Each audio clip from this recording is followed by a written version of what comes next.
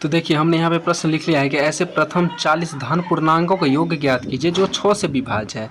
तो देखिए 40 धन पूर्णांक कह रहा है, मतलब कि 40 पद तक कह रहा है, ठीक है। और धन पूर्णांक कह रहा है कि मतलब 1 से प्लस ही लेंगे, मतलब प्लस 0 से प्लस के तरफ ही लेंगे संख्या। और जो 6 से विभाज्य कह रहा है, तो एक देखिए क्या 6 से कट रहा है, नहीं कट रहा है, 2 भी नहीं कट रहा है, तो जाहिर सी बात है कि क्या कटेगा, 6 कटेगा 6 से। इसके बाद कितना कटेगा, 12 कटेगा। इसके बाद कितना कटेगा, 18 कटेगा।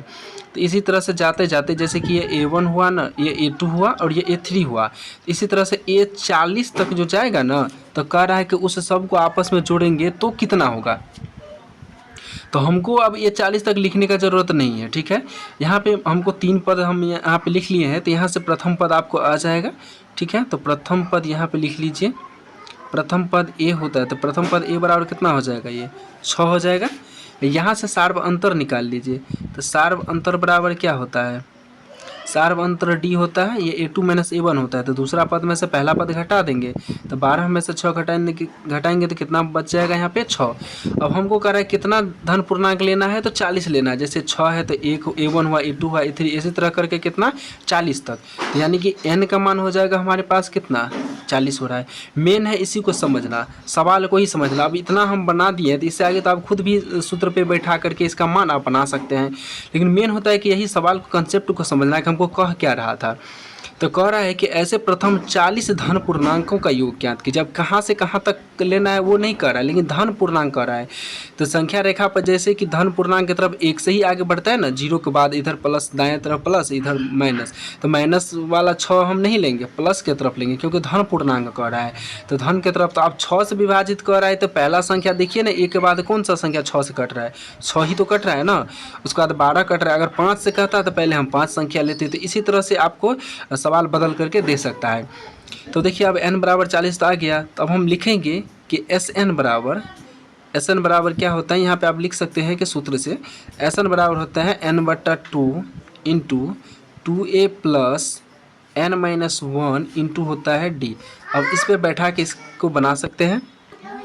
देखिए अब यहाँ पे आप इसका मान बैठाइए, ठीक है। अब यहाँ से n का मान आपको पता है, तो s 40 तक कर है ना, तो यहाँ पे s 40 भी आप लिख सकते हैं चाहे तो, ठीक है। तो क्योंकि n के जगह पर 40 हुआ ना, Sn है, तो s और n के जगह पर 40 है, तो 40 लिख सकते हैं। यहाँ पे 40 लिख दीजिए, n का मान बट्टा 2 इंटू इधर ब्रैकेट होगा 2a का मान कितना है, यहाँ पे 6 है, प्लस n का मान कितना है 40 माइनस 1 हो जाएगा, और d का मान कितना है, गुना में आ जाएगा 6। इसको सोल्व करिए, ये कट रहा है तो काट देंगे, 20 से दूनी कितना हो जाएगा, 40 से कट जाएगा। तब इधर क्या बचा, 2 से गुना कीजिए इसको 6, तो इधर बचा है 20, और 2 को 6 से गुना करेंगे, सॉरी, तो 12 होगा, प्लस 40 में से 1 माइनस कर दिए, कितना हो जाएगा, ये हो जाएगा 39, और गुन्ने हो जाएगा यहाँ पे 6, ठीक है। अब देखिए ये इधर क्या बचा है, यहाँ पे 20, ठीक है, 20, और ये इधर है 12, प्लस 39 को 6 से गुना कीजिए, 9 6 के 54 के 4, हासिल बचा 5, 6 3 18, 18 5 कितना हो जाता है 23, इतना हो गया। इधर रहेगा 20, और ये ब्रैकेट हटेगा तो गुन्ना का चिन्ह आएगा, ठीक है। और लेकिन इस दोनों को जोड़ेंगे, 6 में 4 में 2 जोड़ेंगे तो कितना होगा 6, 3 और 1 कितना होगा 4, और 2 का 2 ही रहेगा। अब इसको आप गुना कीजिएगा तो ये कितना आ जाएगा, ये आ जाएगा 49 20 आ जाएगा, ठीक है। मतलब 49,920 आएगा टोटल, इसको अलग नहीं एक ही साथ लिखना है, 49 20।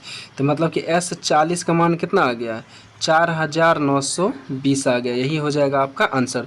तो इस तरह का प्रश्न ऑब्जेक्टिव में भी पूछता है और कभी कभी सब्जेक्टिव में भी पूछता है।